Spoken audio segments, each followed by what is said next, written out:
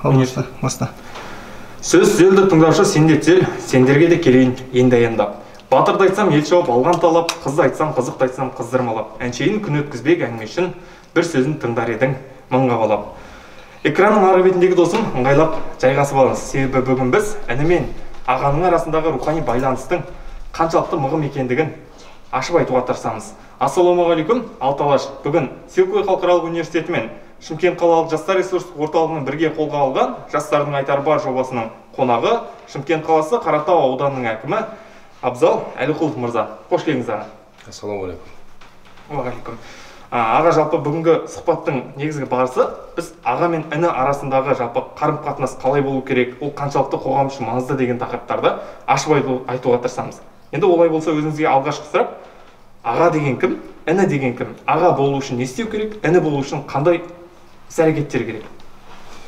Енді біріншіден бүгін сіздерді алғысымды білдіргім келеді. Бүгін шақырып мынау интервью өзіміз сұхбаттасып жатқанымызға, екеуміздің және сұхбатымда өзін бағдарламаның атының өзі қандай керемет болып тұр. Жастардың айтары бар деген. Сосын бүгінгі теманы қойғандарың аға мен іні. Енді мына қазірдің өзінде екеуміз аға болып, іні болып отырмыз. Аға дегеніміз кім? Аға деген бұл қазақтың жақсы сөзі ғой. Әрине әр адамның өзінің ағасы, інісі отбасында болған ол өте жақсы нәрсе. Кейбіреулерде болмайды, бірақ аға таптым деп келеді біреу, қуанып үйіне. Ол аға таптым деген сөз, ол өзіңнің бір қамқоршы ретінде соған сенім білдіріп, содан кейін оны ұстаз ретінде қараған кезде сол аға болады. Мешітке барған кезде, университетке, жоғарғы оқу орындарға түскен кезде. Мұғалімдердің арасынан да, ұстаздардың арасынан да өзіңе бір аға тапқандай боласың. Барлық проблемалармен олармен ақылдасуға болады. Ол ақылын береді, өзінің ой пікірлерімен бөліседі. Іні деген ол мен ойымша сол сезімді былай өзін дұрыс білдіре алатын адам. Іні деген сол ағаны сыйлай білетін адам. Іні деген тек қана ол мен жасым кіші, мен інімін, мен осыны істеу керекпін деген сөз емес ол. Ағасы барын жағасы бар дейді, інісі барын тінісі бар дейді. Сол қазақтың сөздерінде сай лайықты келетін азаматтар болса, осы мен аға мен іннің арасындағы мен ойлаймын екі адамның қарым-қатынастары. Керемет. Енді осыда көп жағдайда біз шатастыра алатын дүние бар. Аға деген дүниені біз түсіндік. Енді ағалық ету мен крышалық етудің арасында қандай айырмашылық бар? Енді сіз студентсіз ғой, әлі? Или бітіріп қойғансыз ба? Бітіріп қойған. Бітіріп қойған болсаңыз, крышалық деген сөз, ол бұрын негізіге оның құрамы крыша деген қаяқтан шыққан екен айтайын сіздер. 90-шы жылдары біз студент кезде крыша деген пайда болған 91-ші жылдары. Крыша деген сөз ол бізден бір 3-4 жас үлкен жігіттер келіп біз сендерге крышамыз, енді сіздердің қарап жүреміз, сендер бізге бірдеңке беріп тұрасыңдар деген. Сол сояқтан мағына деген крыша деген сояқтан. Олар шыққанда бізге ағамыз, біз олар қандай емес, біз олар таза бандитизм ол. Қазіргі заманда оған егер бұлай басқаша түсіне бастасақ, мынау қазіргі қазір бандитизм емес, крыша деген бұлай дұрыс емес ағым, ол түсіну, ол жұмысты, қызметте бір неғыл крыша деген соған сеніп жүрген азаматтар сияқты. Ондай болмайды, ол крыша деген сезімді құрту керек. Қазіргі таңда сенің крышаңда, барлық неңде ол сенің өзің студент болғанда, студенттермен қазір сұхбаттасып отырмыз ғой, ол сенің білімің. Сол біліміңнің арқасында сен қандай болса да жетістіктерге жетесің. Өзің күшіңмен жетесің. Ешқандай саған қазір крыша да керек емес, онда көкешкі де керек емес. Жұмыс істей аласың ба? Ақылың бар ма? Білімің бар ма? Алға. Жақсы. Енді бір сөзбен айтқанда, ағалық ету деген дүние ол қамқорлықпен толыққан дүние. Крышалық ету деген нәрсе ол есепке негізделіп жасалған дүние ғой. Дұрыс айтасыз. Енді осыда бүгін таңда өте маңызды нәрсе, аға мен інінің арасындағы татулық қоғам үшін қаншалықты маңызды? Енді бұлай отбасыдан бастап келетін болсақ, қоғам ол отбасыдан тұрады ғой. Отбасының ішінде аға мен іні бірін сыйлап тұрса, егер ол бұрында бір есімде, кішкентай кезімде бір ертек оқығанды, сода бір қазақша ертекте жазып қойған. Екі жігіт отыр үйде. Қайсысы үлкен, қайсысы ағасы, қайсысы інісі қалай білуге болады дегенде, қайсысы бірінші шығып үйінен атты алып келсе, сол інісі деген тұр. Ол сол сезімді ұмытпау керек сарыағашанда. Аға мен інінің арасында ол аға мен ағамын деп, онымен сөйтіп оны бір жұмсап, немесе өзі пайдаланып сөйтпеу керек. Ол аға деген інісіне деген қамқоршы болу керек. Оған жаны ашып тұру керек. Інісі деген өзінің ағасын сыйлап тұрып, қазақтың барлық дәстүрлерін, еліміздің дәстүрлерін бәрін сақтап отыратын сонда іні болу. Інілік парызы деген болады. Өзінің жолы болады. Сонымен жүрген азаматтар іні мен аға екеуі бір-бірін сөйтіп сыйласса, отбасыда. Сөйтіп соны қоғамға да жеткізсе, сондай қарым-қатынастар. Ол сондай қарым-қатынастар бүкіл біздің Қазақстан елімізге тараса, ол керемет нәрсе болады.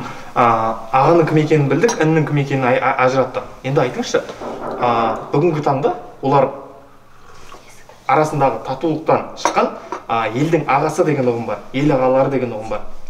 Бүгінгі ел ағалары кімдер? Негізі ел аға деген біз өзіміз қазақта бір ауыз толтырып айтатын ол Бауыржан ағамыз. Ол соғыс кезінде қандай жауынгер болған бәріміз білеміз, полковник шеніне дейін барған. Сөйтіп енді ол кезде Совет одағының батырын бермесе де кейін халық қаһарманы деген батырын алып, сол ел тек қана елін ойлаған. Ол кісі жүрген кезде қай жерге барсында соғыстан кейін де ол кісінің айтқан сөздерін әлі кейін халықтың аузында. Сосын мен айтатын, қазіргі заңда уақытта ел ағасы деген ол енді Құдайға шүкір ешқандай соғыстар болып жатқан жоқ, не болып жатқан жоқ. Ол қазіргі қиыншылық кезде елге көмектесіп жүрген азаматтар көп. Біз қазір көріп отырмыз ғой, пандемия кезінде алғаш осы уақытта, қазіргі уақытта. Бірінші кезде көптеген мекемелер тоқтап қалды. Жұмыс істемей қалды. Көбісі жұмыс істеп жүріп, айлық алып жүрген семьялар, отбасылар қиналып қалды. Сол кезде біз былай ел ағасы болатындай азаматтармен хабарласып, олармен бірлесе отырып, қандай көмектерім бар деген кезде өзін бизнесмендер бар ішінде, қаржыгерлер бар. Шынымен бизнесі кішкентай болса да, бірақ бірлесе отырып, бірін-бірімен топтасып, солар көмек көрсетіп отыр. Қазір де көмектесіп отыр. Мынау қиындық заман кезінде солар ел ағасы деп, мен қазір соларды айтып келеді. Олар елін ойлап жатқан азаматтар. Ол өзін тек қана бүгінгі пайдасын ойлап жатқан жоқ. Қымбат тауық сатайын, бірдеңке қылайын. Жоқ, ондай емес. Осыларды мен ел ағасы деймін. Олар тек қана өз қара басын ойламайтын, елін ойлайтын, азаматшылық парызын орындап жатқан осы азаматтарды ел ағалары деп есептейді. Оның жасы 50-60-та емес, 40-та емес, соған байланысты деп есептемеймін. Ел ағасы 20 жасында да бола ғой. Абайдың өзі 16 жасында аты шыққан. Дұрыс па? Оның бәрін соны есептеу керек. Ешқашан 40-қа келді, болды ел ағасы деп, 50-ге келді, мынау ел ағасы деп, тойын беріп жатқандар мынау ел ағасы болды деген, мен оған сене білмеймін. Қалай бұл ел ағасы? 50-ге келсе болды, құтты болсын десін, болды, отбасында тойлай берсін. Ел ағасы болу үшін бірінші еліңді, артында халқыңды ойла. Жақсы, өте орынды. Енді осыда тағы айшықтай кететін дүние қажет болды. Жарайды, 45 жас. 45 жастағы белгілі бір бай адаммен ел ағасы бар. Екеуінің арасында қандай айырмашылық болу керек? Жалпы ел ағасы деген адамға 3 критерий қойып беріңізші. Ол мынандай критерийға жауап берсе ғана ел ағасы болады деген. Жоқ, сіз мені мұндай рамкаға қоймаңыз қазір. Критерийге мынандай қойып беріңіз. Мен критерий қоятын, ел ағасын критерий қоятын, мен ондай маман емеспін, біріншіден философ емеспін. Ондай маған мен айтатын өз ойымды айтып шығайын. Мен өз көзқарасымды айтайын сізге. 45-ке келдім деп және сіз бай адам деп жатсыз ба? 45-ке келіп бай болса мақұл. Өз әкесінен қалған мұра болса бір бөлек, егер өз күшімен, өз қабілетімен, білімділігімен таза жүріп осы байыған адамдар, мен оларды қол шапалақтап қарсылаймын, болсын. Ел ағасы олардан да болуы мүмкін. Олар да ел ағасы болуы мүмкін. Ол соның ел ағасы ретінде жүріп, халықтың арасында жүріп, көмек беріп, жаңағы мен айтып отырмын, қазіргі болып жатқан пандемия кезінде сондай азаматтар да көп көмектесіп, бәрін істеп жүрген, елін ойлап жүрген. Ол 45-ке келіп бай болдым, или болмадым, ол критерийдің ішіне кірмейді деп ойлаймын. Жасың келген кезде ел ағасы болдым деген атақ алу үшін, сен бірінші өзіңе қарап алу керексің, бірінші отбасыңды тәрбиелеп аласың. Ең бірінші. отбасыны тәрбиелеп болып, сосын ағайын туысқандардың арасында қандай беделдігің бар. Сен әшейін жасым келді деп ел ағасы болдым деген сөз емес. Бірінші, қандай сенің пайдаң келді осы елге? Пайдасы жоқ, әшейін біреу болсаң кімге келесің сіз ел ағасы деген. Ел ағасы осы сол жерде тек қана өз қара басын ойламай, өзінің жұрттың қамын ойлайтын адам, бір сөзбен. Жақсы. Осы сізге айтатыным сондай. Өте орынды. Тағы осыдан шығатын өте өзекті бір мәселе бар. Жалпы Қазақстан тарихын қайтысын ақтарып қарасақ та, батырлар бар, жыраулар бар, тағысын жалпы дәріптелетін тұлғалар көп. Енді айтыңызшы, ұлт болмысындағы батырлардың образы қандай болу керек, және олар неліктен не үшін дәріптелу керек, жалпы ұлтқа батыр не үшін керек? Ұлтқа батыр не үшін керек деп сіз сұрақ қойып жатсыз. Мен айтамын, соңғы соғыс ол 41-45 соғыс. Сол жерде батырларымыз бар, дұрыс па? Әрине. Оның алдындағы жоңғаршылық, шапқыншылық кезінде де батырларымыз бар. Оның алдында да болған қазақ елі өзі 550 жыл болды құрылғанына. Оның алдында да біз әр тайпа болып жүріп жүрген кезде ол кезде де өзім батырлар болған. Ол кезде де тарихта болғандар. Ол батыр деген сөз сол кездегі батыр мен қазіргі соғыстағы батырлар ол бір ерекше тұлға, мынау халыққа, жастарға әсіресе соны как не ретінде көрсетуде. Қалай айтсам екен, бір соған еліктеп, сол сияқты болғым келеді деген сөз бар ғой. Вот сондай азаматтар болса, оларға бір тәрбиелегенге өте жақсы азаматтар соған келеді деп есептеймін. Соларды мысал ретінде келтіріп, үйінде отырып, ертекке қосып отырып, бастап кішкентай баладан бастап отырсаң да, сол миына құя бересің да. Сондай батырлар болған деп қазақша айта беріп, түсіндіре беретін ол өскен кезде өзінің сана сезімі толтырылып жатқан кезінде ол өз қазақ елінен шыққан, қазақ екенін ауыз толтырып айта алатын осындай біздің батырларымыз бар екенін, соның бәрін біліп өскен дұрыс. Әрине, ұлттың болмысындағы жалпы батырлардың орны ұлтты тәрбиелеуде өте маңызды дейсіз ғой. Жақсы. Тағы өте маңызды сұрақтардың бірі, бүгінгі тақырыпты аша түсетін сияқты, бүгінгі таңда кейбір жастар, жалпы жастардың біраз бөлігі деп айтуға болады. Аға буынға көңілі толмай жатады кейбір жағдайда. Енді қандай жағдайлар? Біріншіден, адам өзінің білмеген нәрсесінің жауы дейді. Мемлекеттік саясаттар, немесе жалпы көтерілістерге шығып жатады жастар, немесе кейбір дүниелерге дұрыс емес негатив пікірлер көрсетіп жатады. Себебі адамның өзі белгілі тарапта идеал тұлға емес екендігін ескеру керек. Екінші тұрғыда дұрыс түсінбеудің нәтижесі деп те қарауға болады. Жалпы бір сөзін айтқанда, кейбір дүниелер бар расымен көңіл толмай жататын. Осы нәрсеге іні буынның қақысы бар ма жалпы? Аға буынға көңіл толмай реніш білдіруге? Енді ол да адам ғой. Неге ол реніш білдірмеуге? Әрқайсының өзінің ойы бар, пікірі бар. Онымен соны бөлісу керек. Дұрыс емес болса да айту керек. Аға буын не үшін керек? Соны дұрыста болған түсіндіріп беру керек. Мынауың дұрыс емес, мына дұрыс жолмен кетіп бара жатқан жоқсың. Былай жүр деп түсіндіріп береді. Түсінбесе тағы да айтады. Бір рет айтады, екі рет айтады, үш рет айтады, түсіндіріп айту керек оны. Нағыз аға оларды тастап кетпейді ғой. Інім сондай істеп отыр екен деп, ладно, өзіңмен өзің бола бер деген болмайды ол. Демек, түсіндіру аға буынның міндеті. Міндет ол. Онда айтыңызшы, біздің тарихымыздан аға мен іні арасындағы құрметтің, сыйластықтың бір керемет үлгісін қай аға мен ініні көрсетер едіңіз? Тарихтан айтасыз ба? Енді кімді айтсам екенсіз, аға мен іні. Мынау кезінде орыс мектеп бітірген, орысша институт бітірген, кейін әскери қызметте жүрген кезде де сәл орысша боласың, ойыма келе беретін сөздер, орысша келіп қала береді де маған. Бірақ мен қазақша былай есіме былай қазір сізге айта салатын аға мен іні сияқты дегендей былай тарихтан кімді айтсам екен деп өзімде ойланып тұрмын. Жалпы сізге кімдерді дәріптеді? Ата-анаңыз немесе қоғам немесе сіздің ағаларыңыз? Әскери семейде өскен өзім, әкем де әскери болған қызметті офицер, туған ағам да қазір действующий офицер, өзім де подполковник запастағы офицерім. Конечно, маған енді Бауыржан Момышұлы әрқашанда ол біздің отбасымыз үшін ерекше кісі. Ол кісінің баласын да Бақытжанды ағамызды танитынбыз, немересін Ержанды да жақсы танимыз. Ол менің ең кішкенем жақсы араласып, дос болып араласып әліге дейін. сол кісілер маған бауыржан атамыз бізге енді ол бір ерекше тұлға біздің отбасымыз үшін өзіме де сондай кісі болсам ба деген өзімде ойым.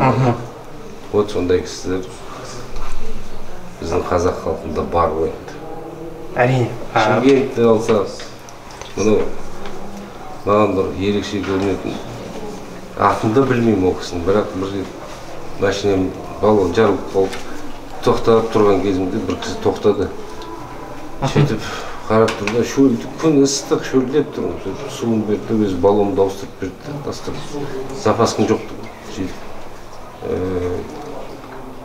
қай жерге кіріп тастайын дедім де, или артыңыздан жүріп отырайын дедім. Ертең осындай жерге алып тасташы, қолың тиген кезде деді, машинасына мінді кетіп қалды. Атымды да сұраған жоқ. Ол кезде сотовый телефонда жоқ, ештеңе жоқ. Сосын ертесіне барып, өзім баллонымды сатып алып салып, сөйтіп сол кісіге апарып берсем. Сөйтсе ол кезде мен әскери болмай тұрған кезде, сөйтсем ол капитан екен.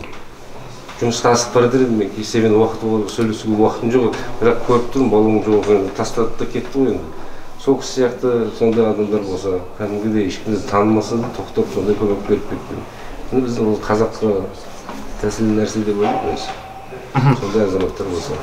Осы сөйлемді толықтыра кетейік. Жалпы бұл сіздің тани келе өзіңіз үлгі алған адамдар.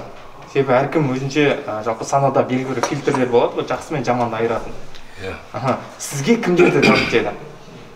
Сізге қоғам, немесе сіздің айналаңызда адамдар, ата-анамыз, ағаларыңыз кімдерді дәріптеді? Кімдердің ерлігін айрықша көрсетуге тырысты? Бауыржан Момышұлынан бөлек.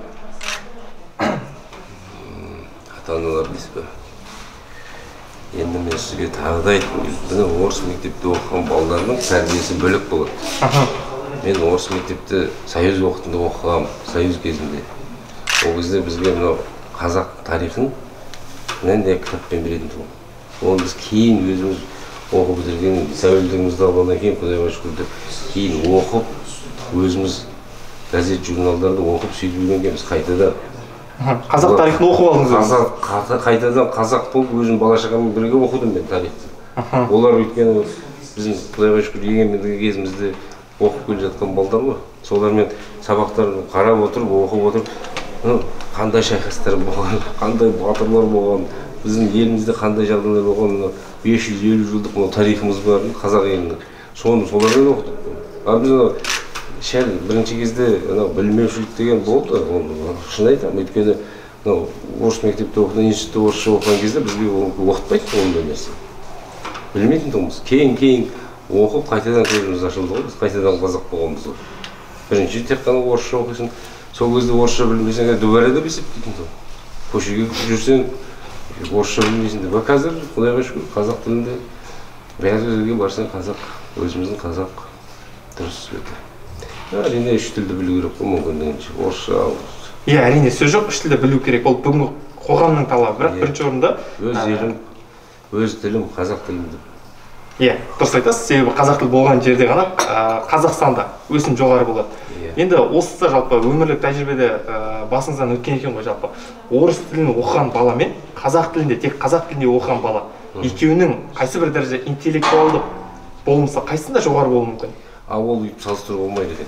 Мына орыс мектебінде оқыған, немесе қазақ мектебінде оқыған, сен интеллектуал қайсында жоғары деп айтуға болмайды, өйткені ол байланысты емес, ол өзіңе байланысты. Орыс мектебінде де, қазақ мектебінде де екі оқымдар бар. Мен жақта да беске оқымдар бар. Бірақ мен айтатын, өзімізде қазақ мектебінде оқыған, мен қарап отыратын ақындық қасиеті бар жігіттер бар. Домбырамен ән айтатын. Сол кезде бәріміздің бас қосып, студент кезімізде Союз тарап атқан кезінде біз студент болдық.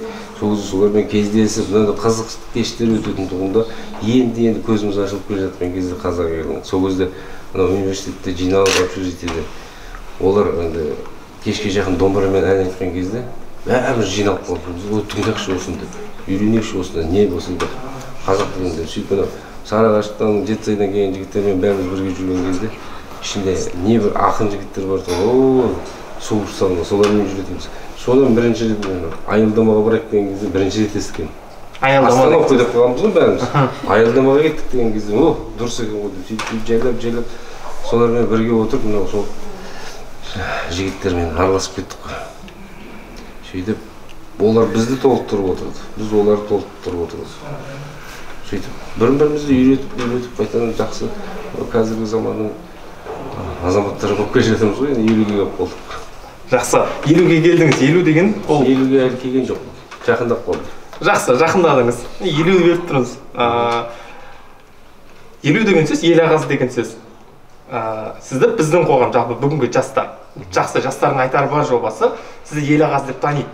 Енді айтыңызшы. Енді әкім есебіндегі қызметіңізде көңіліңіз қашанда толады. Әлеуметтік желіден, жалпы бақтан көріп қуанып отырамыз. Енді ел ағасы есебінде қандай жұмыстар атқардыңыз? Әкімнің жұмысы бұлай сағат 9-дан 6-ға шейін деп ойламаңыздар. Әкімнің жұмысы ол ешқашан бітпейді. Түн мен күнмен телефоның өшпейді. Сен егер шынымен әкім болатын болсаң, сен ауызды отырып айтады, әкімсің, сен бұдан ауданды қарап жүрсің деген атақ алатын болсаң, 24 сағат жұмыс істейсің. Соның ішінде үлкен ақсақалдармен де кездесесің. Бір сағаттан кейін олармен сөйлесіп болғаннан кейін кейбір жағдайлар болады, аналар келіп қалады. Біздің аналарымыз енді қазір ерекше. Біздің Шымкенттің аналары өте ерекше, білесіздер. Оның ішінде бір контингент бар. Олардың кәдімгі ата кәсібі болып қойғанда жиналу, сөйтіп әкімдікке бару. Жинайсың, сөйлесесің, мен бірінші оларға бүйтейік. Қанша болашағыңыз бар, қанша жасы қанша деді. Мен көп балалы анамын деп бастайды әңгімені. Ол бастаған кезде әдемі, мақұл. Ары мәнісі жоқ әңгімелерін түсінбей кетеді. Жұмыс істейсіздер ме? Міне жұмыс бар, мына жерге десең, жоқ. Ешқайсысы жұмыс істеген демейді дейді. Ал шынымен қиналып отырған адамдар келмейді. Біз оларды өзіміз барып, анау пособиеға тағайындаған кезде үйлеріне барып, бізде комиссияны жүреді ғой. Соны көресің де, не алып келмейсіздер десең, жоқпыз. Өз көзімізді, өз күнімізді көріп жатырмыз. Құдайға шүкір деп жүре береді. Оларға көмектесіп сөйтіп жүресің. А мына бір 20-30 кейбір кісілер бар, олардың ата кәсібі болып қойған. 2 апта сайын барып, айналып келіп, әкімшілікке келе береді. Сосын олар тағы да бір әдістеме көшеде жүріп, Совеске барып, очередьте тұрған, қандай проблема бар, анау-мынау, ол кісілер шынымен бір неден келді-ау деп айтып жатса, олардың жиналады деп жүріп кеттік бізбен бірге дейді. Олар неге кетіп жатқанын түсінбейді. Сөйтіп келіп, ана жерге айқай салатын кезде түсіне бастайды да кетіп қалды. Алдындағы халықты жинау керек, ажиотаж жасау керек, олардың солармен кездесесің. Сосын шығып, жастармен кездесесің, қаланы аралайсың, ауыл шаруашылықты аралайсың, бәр жерді аралап жүрген кезде, сол кезде өз жұмысыңды, егер кәсібіңді жақсы білмесең, онда ел ағасы бола алмайсың. Демек, ел ағасы болу деген сөз, халықты тану деген сөз. Әбейді. Танып? Әбейді. Халықтың арасында болу керексің сен. Күнде жексенбі сенбі деген қойып қою керек шетке. Тек қана жұмыс істеу керек болды. Жақсы, өте орынды. Мынау жаныңызда тұрған пұлығын бере қойыңыз. Тағы осы бір дүниені таныстырып өткім келеді сізбен. Біз бүгіннен бастап, жалпы көптен бері осы нәрсені ойлап жүрміз. Бұл дүниенің аты халықтың қалтасы деп аталады. Бұл дүниеде біз не нәрсені жасаймыз? Сұхбат барысындағы әрбір орысшаға 100 теңгеден төлейміз. Бізге төлейсіңдер ме? Сіз бізге төлейсіз. Келіп сұхбат берген үшін бе? Жоқ, қосқан әрбір орысша үшін. Сіз осымен 16-шы орысша сөзіңіз қосыңыз, құттықтаймын. 1600 теңге сізден. Рахмет, мақұл. Жақсы, бұны міндетті түрде әлеуметтік желіге жариялаймыз. Менің кәсіби болтым сіз білесіз. Бұны алдын ала неғып айтпайсыз? Алдын ала айтсам, шынайылықтан айырылып қаламыз ғой. Жоқ, айырылмайтын едім. Ойланып, бір сөз орысша сөз қоспай сөйлейтін едім. Жақсы, 17-ші сөзге кетіп қалмайық. Осымен доғарайық дейсіз. Осымен осы жерден жалпы жобаның алғашқы бөлігі аяқталады. Екінші бөлік философия майдан деп аталады. Философия майданда сізге жауап беруге, ойланып жауап беруге 30 секунд уақыт беріледі. Сұрақтар түрлі тақырыптарда. Жалпы мақсат сізді сынау емес, сізден көбірек сіздің образыңызды ашуға тырысу. Түсіндіре алдым ғой? Әрине түсіндім, бірақ басында сұрағыңыз философия дегеніңіз білмесіз. Философияның мағынасын даналыққа құштарлық. Сөйтіп айтыңызшы. Өйткені философияның мағынасын 14-ші ғасырда басқа нәрсе болған ол. Химия мен физиканың бірлесіп философия деген. Оның алдында алхимия, философия деген Қазіргі күнде философия ол басқа нәрсе. Сонымен мен тағы да халықтың қалтасына 100 теңге қарыз болып тұрмын ғой. Сіз қарыз болдыңыз енді. Жақсы. Өйткені бастағансыз. Демек халықтың қалтасында қазір 1700 теңге бар. Бар. Жақсы. Халыққа қой. Алғашқы сұрақ. Қоя беріңіз. Даналыққа құштарлық майдана. Дұрыс. Мәңгілік пен уақытшалықтың айырмасы неде? Мәңгілік пен уақытшылықтың айырмасы. Философия түрдегі дұрыс сұрақ. Мен айтамын, мен мәңгілік емес пе? Сіз, біздің ұрпағымызбен ол мәңгілік болады. Ол ешқашан тоқтамайды. Егер біз тек қана мынаны алып қойып ұмытып кетсек, осы түрде қалады. Біздің өзіміздің ойымыз, сана сезіміміз ертең өз ұрпағымызға жеткізген, сол кете береді. Ол мәңгілік. Әрине сол қандай сіз өз ұрпағыңызға жеткізсеңіз, өз ойыңызды, өз махаббатыңызды әкеліп, содан бәрі ары ол жалғаса береді. Ол өзінің ұрпағына жалғаса. Осы мәңгілік. Жақсы. Жұмыртқаның ортасында не бар? Философиялық сұрақ емес қой. Жұмыртқаның ішінде не болсын? Оның ішінде 100 теңге саласылайын, жылтоқ. 100 теңге саласылайын деп болады, жылтоқ. Жақсы. Бір жаңылтпаш айтып беріңізші. Немде? Жаңылтпаш айтып беріңізші.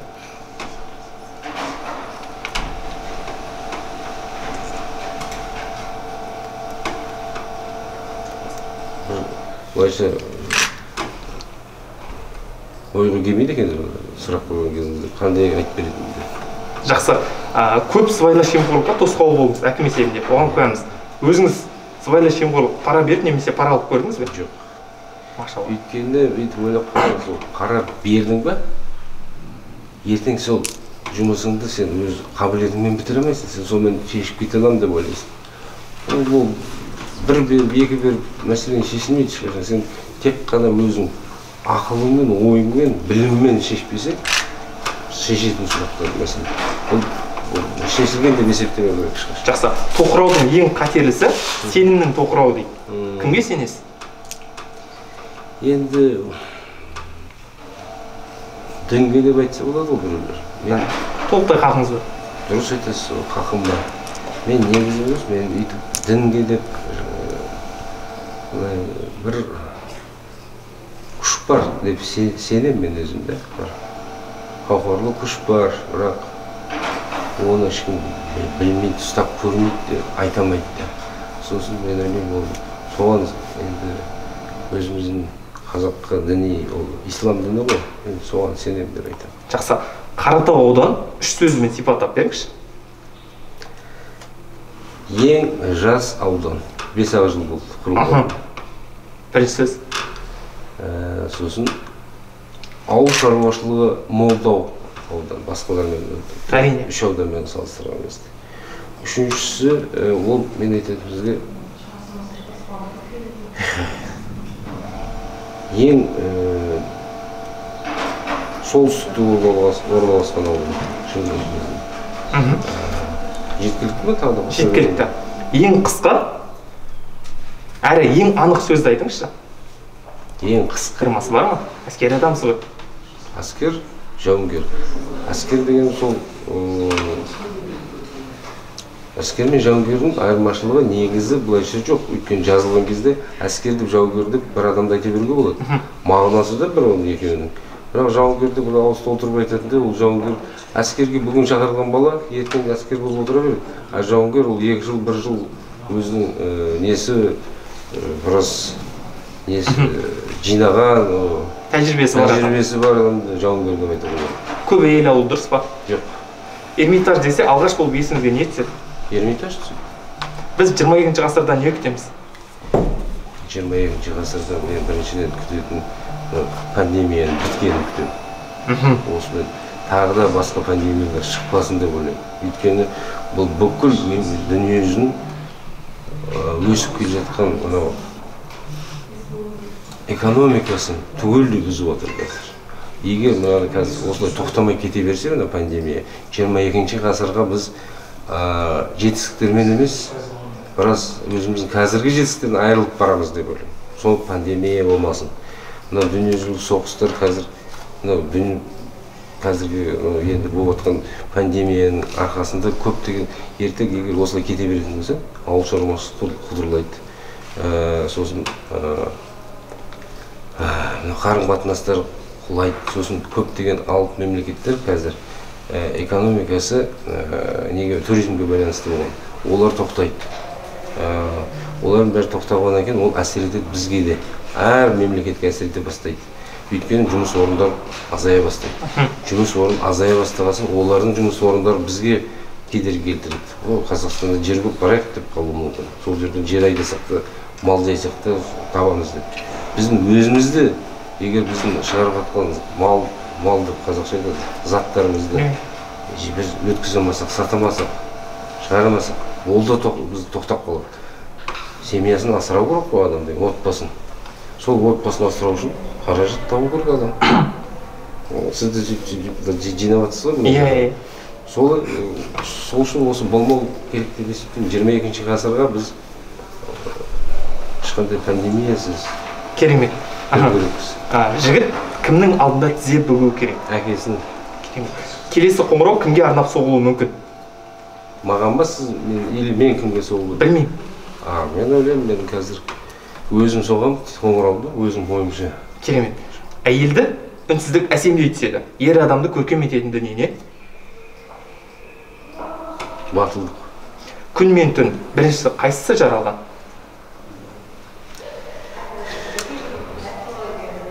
Ондай сұрақтар мен жауап бермей ақ. Жақсы. Қақыңыз бар. Рахмет. Әкімнің бойында болу керек үш қасиетті атап беріңізші. Бірінші ол сана сезімі болу керек, дүние танымы таза болу керек, батыл болу керексің, халықпен сөйлесу білу керексің. Және де әрине білімді болу керексің. Өте жақсы. Ең сүйікті мультфильміңіз қандай? Кішкентай кезімнен жақсы көретін мультфильм ол менің өзі енді шын айтсам телевизордан бізге теледидардан көп мультфильм көре қойып, аптасында бір воскресенье сағат 10-да беретін, соған жүгіріп күтіп отыратын мультфильмнің бірі ол «Ну погодите» ол. 21 ғасырдың ең атақты адамы кім? Дүние жүзінде ме? Тап ондай адам бар ма? Әрине бар. Ең атақты мен үшін деп ойлаймын ба? Былайша әрине. Мен үшін Назарбаев. Керемет. Саясаттың формуласы қандай? Оны мен айта алмаймын. Формуласы тым терең. Оның формуласы жоқ деп есептеймін. Керемет. Семіз адамның қалтасы қалың ұғымы 21 ғасырда брендке айналып бара жатыр. Ол неге? Ол брендке айналмайды. Қазіргі брендті мен ойлаймын, қалталы азаматтар және сіз айтқанда семіз емес, олар кәдімгі өзі спортпен шұғылданатын азаматтар. Қазір орта бойы жастары 45-50, 60-терде кісілерді көрсең, қазір бір оны кісілермен салыстыруға болмайды. Осыдан 20 жыл 60-тағы кісіні көрсең, бұл шал сияқты. Қазір 60-тағы кісіні көрсең, бұл жап жігіт сияқты. Олар қалталы азаматтар, бай өздеріне қарап жүрді. Жақсы. Шымкенттің интеллектуалды жастары деп кімдерді атайсыз? Мен интеллектуалды жастар деп Назарбаев зияткерлік мектебінің оқушыларын айтамын. Кездестім, сөйлестім. Тіпті бөлден басқа балдар. 7-ші класс сыныпта оқығанда басқа, 9-ші сыныптың балдарымен басқа балдармен салыстырған кезде мына университеттің балдары сияқты сөйлейді. Түсінікті. Шымкентте өмір сүрудің үш себебін айтып беріңізші. Мен өзім осы жерде туылғасын, осы Шымкент. Абзал Шымкентте өздім. Әкем де осы жерде. Бренд. Мен әкем де осы жерде туылған Шымкентте, осы жақын жердегі районда. Өзім елім, өзім жұмысым істейді, жақсы өзім жерім, күн сұлу, күн жылы, суымыз, қысымыз суық емес, жұмыс істейді жер, халық. Жалпы қолай. Елді өзі жұмыс істегенге де бәрінде қолай. Ауыл шаруашылықта да бәрінде қолай. Ең соңғы екі сұрақ. Жобада келесі жолы орныңызда кімді көргіңіз келеді? Осы жерде ма? Енді мен шын айтсам, біздің тек қана үлкен жастағыларды емес, мынау қазір жастар басқармасына келіп жатқан басшыларды жасы жастар дейді, ол басқарманың атын айтып жатқан жоқпын. Соларды шақырсаңыздар. Кімдер? Аттары? Қазір мынау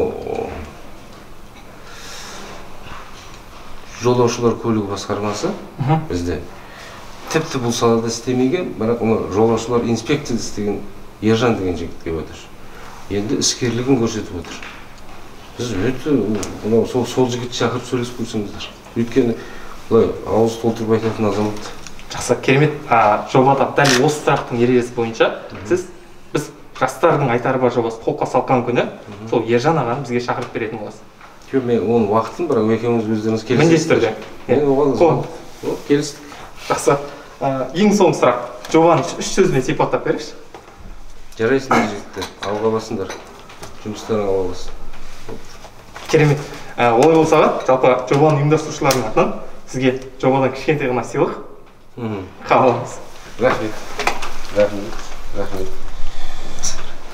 Так, тағы да 100 теңге сап қойсаңдар, оперативді істейді екенсіңдер. Жақсы, рахмет. Олай болса, соңғы сөз қорытыла жүріңіз жобаны. Мына бүгін шақырғандарыңызға үлкен рахмет.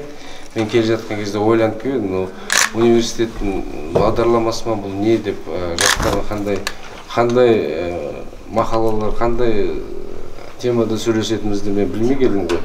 Бірақ бүгін өте қуаныштымын сіздерге келіп, бүгін бірге болғаныма, сұхбаттасқандарыма өте жақсы. Ары қарай да жалғастыра беріңіздер. Сәттілік тілеймін. Жақсы, сіздерге де рахмет, құрметтілер. Онда біз жобаны аяқтаймыз. Рахмет үлкен.